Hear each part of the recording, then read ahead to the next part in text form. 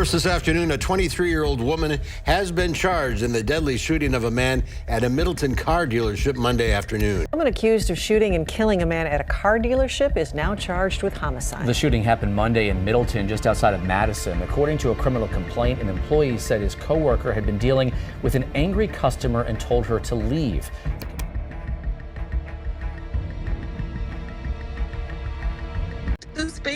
I don't think Jakira deserves to be bailed. Shortly after 2 a.m. on March 20th, 2021, Bill O'Connell was on his way to open his liquor store when he turned onto Parameter Street and was shocked to find it filled with police cars. Milling neighbors told him that just 30 minutes earlier, there had been a shooting at a car dealership right across the road from his store, and a man had been shot while the shooter had gotten away. The same sense of fear that spread through Bill extended across Middleton, Wisconsin. Students were urged to stay in their schools, and residents in the area hunkered down indoors, desperately hoping that the shooter wasn't coming for them. Who was the shooter? Would the police find them before they could strike again? Kill again? 30 minutes before the shooting, emergency dispatchers received a 911 call from a woman. During the call, they heard an exchange between her and a man, followed closely by the sound of a gunshot. The line then disconnected. The dispatcher immediately called the woman back to check if she was all right. She sounded out of breath as she explained that a man had put his hands on her, but she had left the area and was headed home. Around the same time, emergency dispatchers received numerous calls reporting a shooting at MSI Auto Sales on Parameter Street. When the first officer arrived at the scene, he found a man lying on the ground in the parking lot with two others kneeling beside him, trying to keep him alive. An ambulance arrived and transported the injured man to a nearby hospital. He was later identified as 34-year-old Kawsu Samba, an employee at the dealership. Samba was born in his hometown of Banjul, Gambia, in 1989. In 2011, at the age of 22, he moved approximately 4,970 miles away to start a new life for himself in the United States. In 2012, he obtained an associate degree in business administration from Navarro College, Texas, after which he secured a sports scholarship to the University of Wisconsin. In 2016, he graduated with degrees in 3 majors: accounting, finance, and business. Samba was a hard worker who took on 2 jobs as an account manager at an engineering firm and as a salesman at a car dealership. By doing this, he was able to sponsor his siblings' move to the U.S. as well. Outside of work, he remained a huge soccer fan and joined a soccer club in Milwaukee, where he was known for his ready smile, kindness, and positive vibes. He also sponsored the building of a water system in Pakistan.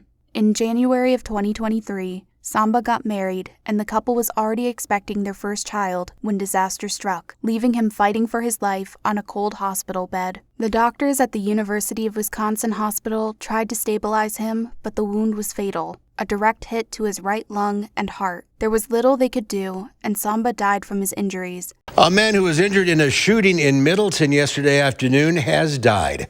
Officers were called to MSI Auto Sales around 1:30 for a report of gunfire. A man was found with a gunshot wound at the scene. Police said the shooting stemmed from a dispute over a vehicle purchase.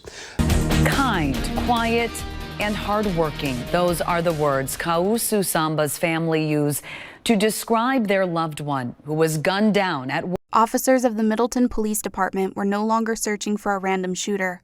They were looking for a murderer. Back at the scene of the shooting, officers were able to gather information on the shooter. She was identified as 23-year-old Jakira Anderson. According to employees at the dealership, the day before, Jakira had been at the dealership and leased a gray BMW. But at 9 a.m. that day, she was back demanding a refund. For almost 4 hours, they heard her exchange words with Samba. Finally, Samba was heard telling her to leave. The next thing they heard was a gunshot. Then they saw Samba running outside, followed closely by Jakira. He collapsed on the floor. Then she hopped in the car and sped away. Investigators soon realized that Jakira had been the person who had made the very first 911 call. An ABP, all points bulletin, was issued for the car, and officers began combing through the neighborhoods in search of it. Numerous leads came in from the community, but they were not promising. Then, 2 hours after the shooting, a woman claiming to be Jakira's mother called in. She informed officers that her daughter had called her just before 1:40 p.m. to tell her that she had shot someone. Police arrived at Jakira's mother's apartment on the 6700th block of Schroeder Road in Madison. Outside the apartment, they spotted a gray BMW with the exact license plates. However, there was no sign of Jakira or the gun.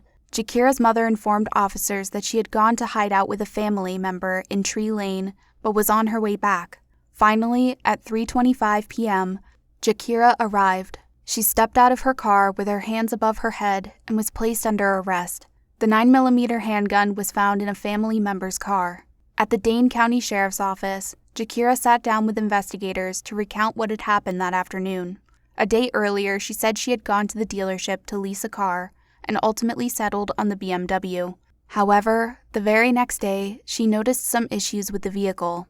At 9 a.m., Jakira returned to the dealership, determined not to leave until she received her money back or had the car exchanged. She contacted her bank, which had the loan, and for the next 4 hours, Jakira was at the dealership arguing with Samba. At 1:30 p.m., Jakira claimed that Samba started to raise his voice and shoved her out of the building, telling her that the car was hers and she needed to leave. It was at this point that she snapped and pulled out the gun she had concealed in her waistband. She had bought the gun legally in September 2022, but she hadn't registered it yet. Jakira claimed that she only brought out the weapon to scare Samba, but then the gun went off. However, CCTV footage showed that Samba had not shoved Jakira, but placed his hand on her back to guide her to the door.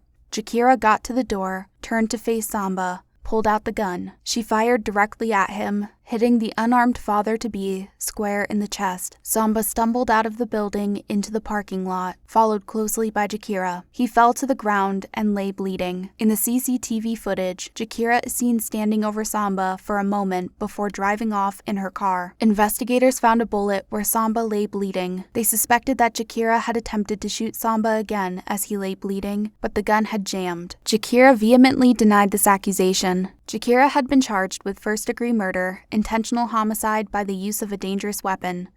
If found guilty, she could face life in prison. The question of whether Jakira intended to shoot Samba or whether Samba assaulted her as she claimed is still uncertain. The case is still ongoing. Let me know your thoughts about this case in the comments, and don't forget to like, share, and subscribe.